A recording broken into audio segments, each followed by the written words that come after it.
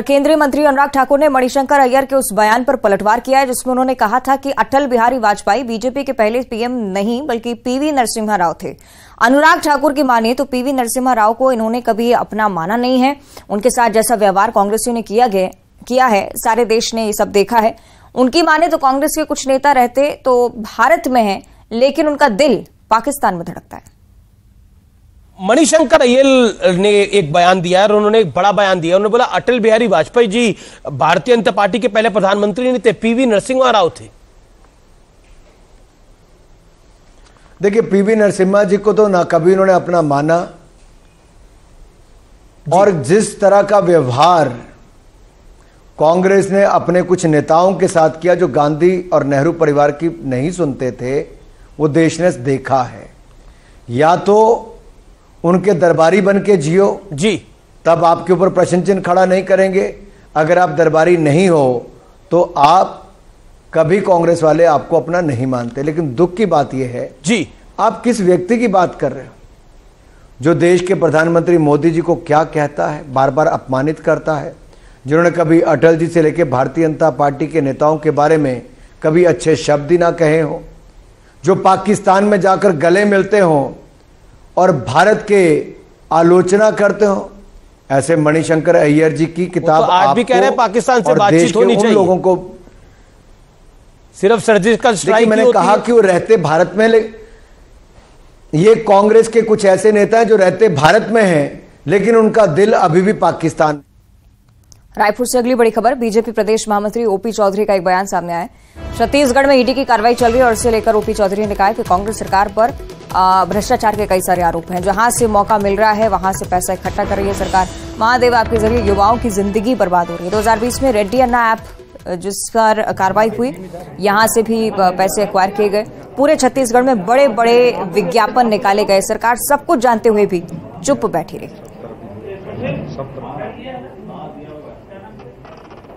Full time लेना ना, 2 minute काट के वीडियो। भूपेश बघेल की कांग्रेस की सरकार किस तरह से सभी जहां जहां उसको मौका मिल रहा है सब जगह से पैसा इकट्ठा करके गांधी परिवार को पहुंचाकर ही अपनी कुर्सी को जिंदा रख पाई है। ये बात छत्तीसगढ़ की जनता जनार्दन, हमारे सभी पत्रकार साथी, सभी लोग बहुत अच्छी तरह से जानते हैं।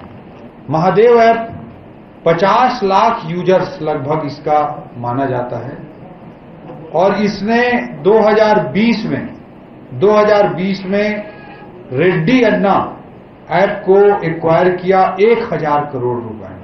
1000 करोड़ रुपए। मैं मई 2020 में सुपेला में इस पर पहला FIR दर्ज हुआ। वो भी तब दर्ज हुआ जब ये पैसा इकट्ठा करते रहे और जब इनकी डिमांड बढ़ती गई और जब ये डिमांड में कुछ इनकी ऊंच नीच हुई होगी तब इन्होंने छोटा मोटा केस दर्ज करके उसको रफा दफा करने का काम किया। कई बातें सामने आ रही हैं, कई सूत्र बता रहे हैं कि डी कंपनी का भी इन्वॉल्वमेंट दुबई कनेक्शन के माध्यम से था और यह भी कई अखबारों ने कई जगह उल्लेखित किया है कि प्रति माह डी कंपनी को करीब 100 करोड़ रुपए की राशि दी जाती थी। इस बात का उल्लेख बहुत सम्मानीय अखबारों ने भी कई जगह कोट किया है। इस तरह की बातें भी सामने आई हैं।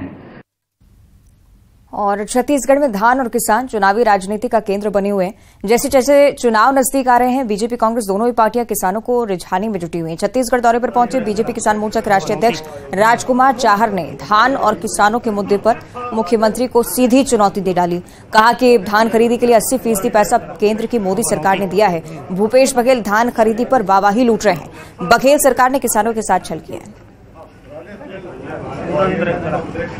कि हम भारतीय जनता पार्टी की सरकार बनाने के लिए दिन और रात परिश्रम करेंगे, मेहनत करेंगे और भाजपा की सरकार जब तक नहीं बनेगी तब तक हम चैन से नहीं बैठेंगे। ऐसे संकल्प के साथ आज भारतीय जनता पार्टी के कार्यकर्ता एक ऊंचे मनोबल और ऊंचे उत्साह के साथ आज कर रहे हैं और मानिए कि भूपेश बघेल जी को चुनौती दी है। मैं निश्चित रूप से उनको चुनौती देता हूँ। वो छत्तीसगढ़ की जनता को, विशेष रूप से भोले भाले किसानों को गुमराह करने का, उनके मन में भ्रम डालने का काम शुरू से कर रहे हैं। धान की खरीद के लिए 80% केंद्र की सरकार ने पैसा दिया, माननीय मोदी जी ने पैसा छत्तीसगढ़ के किसानों को भेजा। मैं छत्तीसगढ़ के किसानों को ये बताना चाहता हूँ, कुल 12,000 करोड़ रुपए उन्होंने दिया है। हम लोगों ने 80% से ज़्यादा अधिक पैसा किसानों को देने का काम किया है और हमारे कार्यकर्ता गांव गांव घर घर जाकर किसानों से, सभी वर्गों से सुझाव ले रहे हैं। आने वाले समय में जब चुनाव का घोषणा पत्र जारी होगा, हम आपको विश्वास दिलाते हैं किसानों का एक एक दाना भी खरीदेंगे, किसानों के दाने की वाजिब कीमत भी देंगे और किसानों को जो आवश्यक। और अब बात करेंगे बालाघाट से आई खबर की। यहां पर बकरी चोरी के आरोप में उपसरपंच और बकरी मालिक ने आदिवासी पिता पुत्र से जुर्माना वसूला है, पैर चटवाए हैं।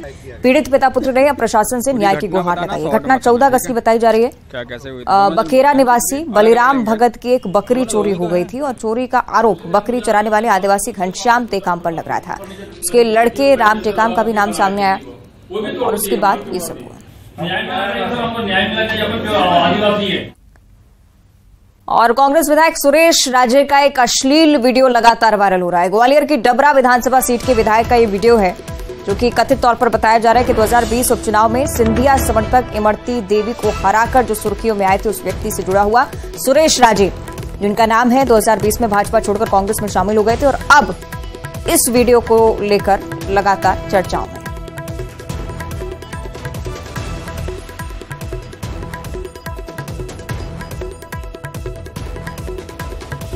एक और अश्लील वीडियो जो कि मध्य प्रदेश की राजनीति में लगातार चर्चाओं का केंद्र बना हुआ है।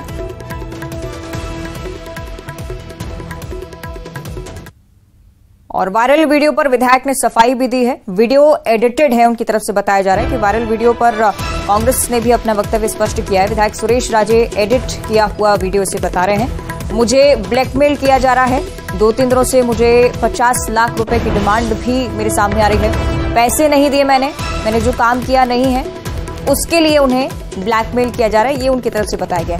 मेरा टिकट कटवाने का ये फॉर्मूला है।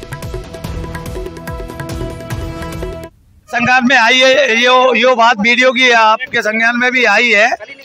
एक्चुअल में ये कोई मेरे लिए नया मामला नहीं है। मुझे पिछले 4-5 महीने से इस तरह से ब्लैकमेल करने की कोशिश की जा रही थी। वो राजनीतिक ब्लैकमेलिंग थी, सिर्फ कहीं खड़े हैं तो कहीं चर्चा कर दी, किसी के माध्यम से चर्चा भेज दी, और लेकिन मेरे पास उसका कोई सबूत नहीं थे। लेकिन पिछले 2-3 दिन में जिस तरह से उन्होंने मेरे मैसेज भेज के मुझे ब्लैकमेलिंग करने की कोशिश की, मेरे से जिस तरह के पैसे की डिमांड की, और मैंने उसको सिरे से नकार दिया, तो उसकी जो परिणति उन्होंने कहा कि 2 दिन में नहीं दोगे तो हम इसको वायरल कर देंगे। और लेकिन उन्होंने ये भी कहा कि हम पे एक नहीं, इस तरह के अनेक वीडियो हैं। जब अनेक वीडियो हैं तो मैं आप बताइए, इस तरह के अनेक वीडियो उनके पास हैं तो।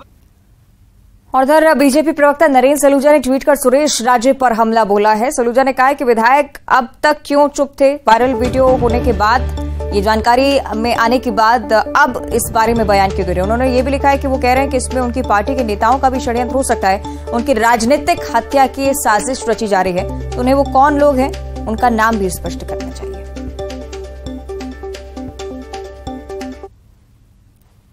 और इधर कांग्रेस विधायक सुरेश राजे के अश्लील वीडियो वायरल होने पर आम आदमी पार्टी की तरफ से भी प्रतिक्रिया सामने आई। उनके प्रवक्ता रमाकांत पटेल ने कहा है कि कांग्रेस का चरित्र एक बार फिर से उजागर हो गया है। अश्लील वीडियो है।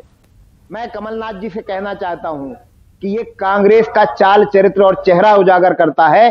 चाहे अभिषेक मनु सिंघवी हो, चाहे गोपाल कांडा हो, चाहे महपाल मदरेना हो, एक नेता नहीं है, अनेकों नेता हैं जिनके ऐसे वीडियो आ रहे हैं, कांग्रेस पार्टी के चाल चरित्र और चेहरे को उजागर कर रहे हैं। कमलनाथ जी ध्यान दीजिए, ये कांग्रेस पार्टी को ले डूबने वाले वीडियो हैं।